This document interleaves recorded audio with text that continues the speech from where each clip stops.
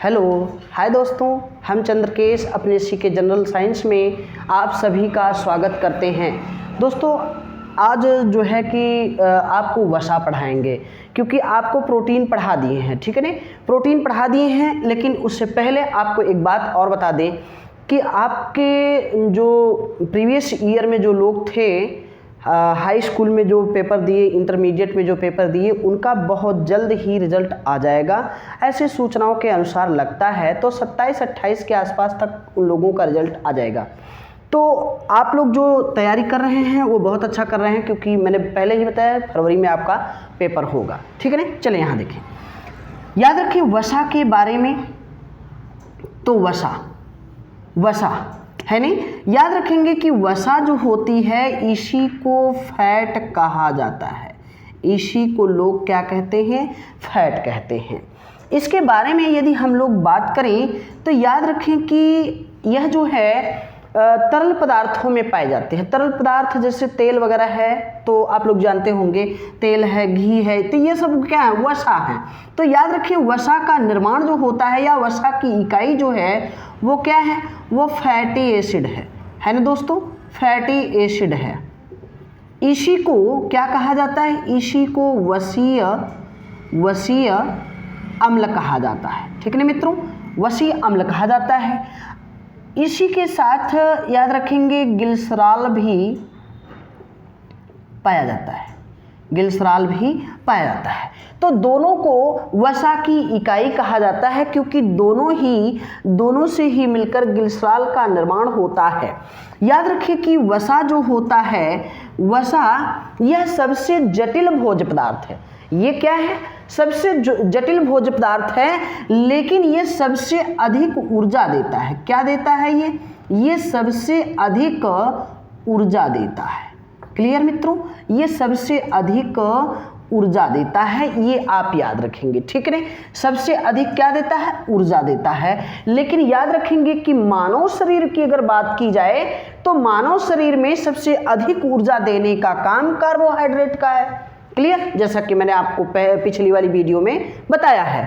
अब यहाँ देखेंगे इसके आगे, तो याद रखेंगे कि वसा का एक अणु, अगर हम इसका विखंडन करेंगे, ये जब टूटेगा तो इससे एक अणु से इसके लगभग हमें 9.2 किलो कैलोरी ऊर्जा प्राप्त होगी, है ना। क्लियर? ऊर्जा प्राप्त होगी। और याद रखेंगे इससे लोगों में 30% ऊर्जा मिलती है। इसके टूटने से 30% ऊर्जा मिलती है। और याद रखेंगे तो ये एस्टर बंध के द्वारा, किससे? एस्टर बंध के द्वारा जुड़े होते हैं। ये जो ग्लिसरॉल है, वसा का निर्माण जब ये करते हैं तो एस्टर बंध के द्वारा जुड़ करके ये वसा का निर्माण करते हैं। तो आप लोग बढ़िया से समझ लें। और याद रखें तो वसा जो होती है यह 2 प्रकार की होती है। वसा 2 प्रकार की होती है। एक तो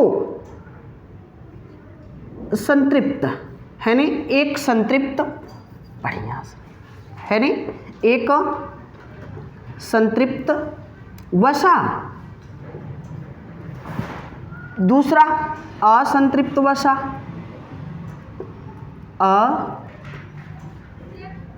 असंतृप्त वसा, ठीक है ना। 2 चीजें हो गई, संतृप्त वसा और असंतृप्त वसा। तो याद रखिए संतृप्त वसा जंतुओं में पाई जाती है। किस में पाई जाती है? जंतुओं में पाई जाती है, ठीक है ना। और यह जो है यह किस में मिलती है? यह वनस्पतियों में मिलती है, ठीक है ना भैया। ये वनस्पतियों में मिलती है। और ये भी याद रखेंगे कि ये ठोस अवस्था में होती हैं और ये तरल अवस्था में होती हैं। यह तरल अवस्था में होती हैं, लेकिन याद रखें कि अगर इसका अपवाद पूछा जाए तो याद रखेंगे यहाँ पे नारियल का तेल, यहाँ पर मछली का तेल है नहीं, मछली का तेल है नहीं, याद रखेंगे मछली का तेल किसका? असंतृप्त वसा का संतृप्त वसा का अपवाद है। और यहाँ पर कौन अपवाद है? तो यहाँ नारियल का तेल अपवाद है। नारियल का तेल क्या है?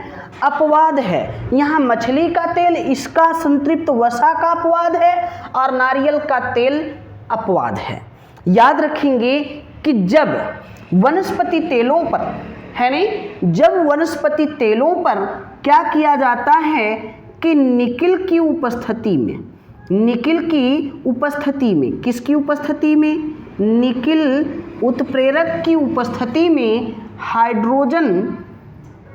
हाइड्रोजन की बमबारी की जाती है या हाइड्रोजन का स्राव किया जाता है, तो उस समय क्या बनता है मित्रों?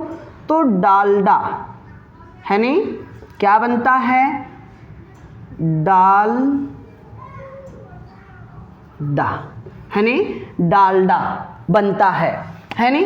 तो इसी क्रिया को क्या कहते हैं? इसी क्रिया को हाइड्रोजनीकरण कहते हैं। क्या कहते हैं?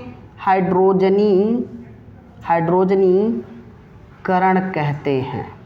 क्लियर? हाइड्रोजनीकरण कहते हैं। ये आप याद रखेंगे कि जब क्या होता है, किसी वनस्पतिक तेलों पर अगर निकिल उत्प्रेरक की उपस्थिति में हाइड्रोजन का स्राव किया जाता है तो उस समय डालडा निर्मित होता है।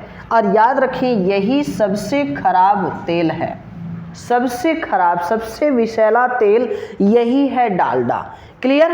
और याद रखेंगे कि सबसे अच्छा तेल क्या है? तो सबसे अच्छा सनफ्लावर यानी सूरजमुखी, किसका? सूरज या सूर्यमुखी, किसका? सूर्यमुखी का तेल सबसे शुद्ध माना जाता है, सबसे अच्छा माना जाता है। क्लियर? तो ये सारी कुछ बातें थी, आप लोग याद रखें। अगर इसको समझ लिए हैं तो बहुत अच्छी बात है, आप लोगों के लिए बहुत काम आएगा। देखिए सिंपल सी बातें हैं, याद रखें कि वसा ग्लिसरॉल और फैटी एसिड यानी वसी अम्ल से बनता है, इसलिए इसे इसकी इकाई कहते हैं, इसलिए इसे वसा की इकाई कहते हैं। वसा सबसे जटिल भोज्य पदार्थ है, लेकिन इससे सबसे अधिक ऊर्जा प्राप्त होती है जंतुओं में।